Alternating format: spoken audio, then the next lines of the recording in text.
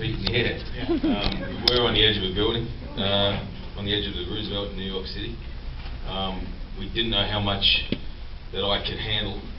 We basically built another soundstage with a ledge in it, which is about this high. Baby steps. And the first time you see me go out in the movie is the first time I ever went out on the ledge. And everyone thought I was going to burst into tears or wet myself or something like that. Shit, I was close too. But the more you stay out there, the more confident you get, the more ambitious the camera operators then become. And before you knew it, we'd shot about 80% of the movie out there and didn't really need to use the baby stage. How many weeks were you actually out? About 3 weeks. Yeah, it was one of those things where we get out there and then you'd spend a day filming and you get to, whatever it was, say 3 o'clock in the afternoon, and you'd go, let's try another scene. Let's see if we can do a stunt. Let's see if I can jump over a ledge. Let's see if I can swing off with a SWAT team. 200 feet in the air. and it was, that's what it became. And the director was ambitious enough to just keep pushing that. And what, I mean, obviously they were being safe as hell, but what was the device like keeping you from dying? I had a chest strap basically underneath my clothes, and then I had a security line.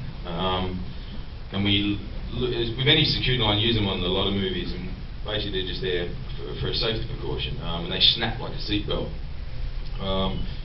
We loosened ours because it was getting in the way, and so you couldn't feel it was there. So any scene I was doing, you lost, you forgot.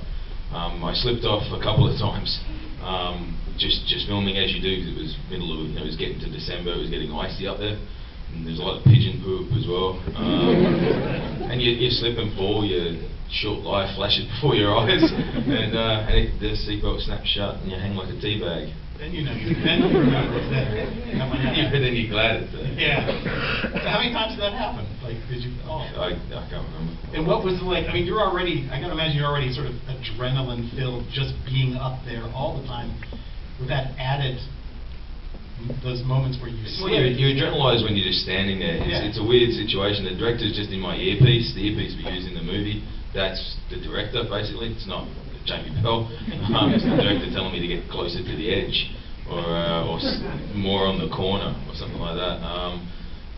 And then the rest of the cast could sit inside. So it was mainly me outside, even during setups. That's when it's the most scary, because you realise how fucked up your head is because of the thoughts that go through it.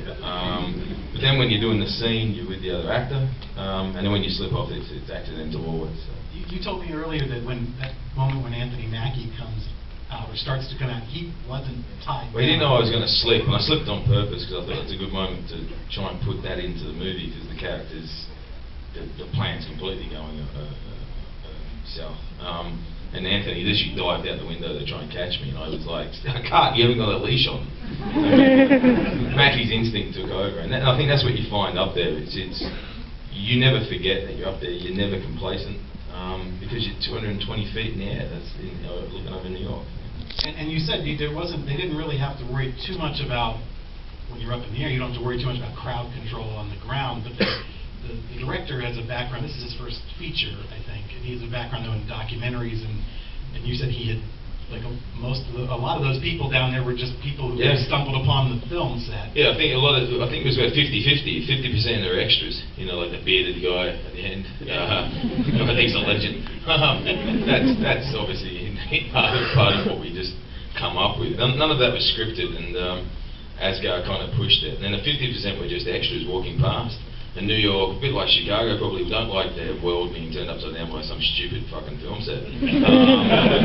So a lot of them were just going, jump! Who is it? Sam Worthington, I saw Clash of the Titans, jump!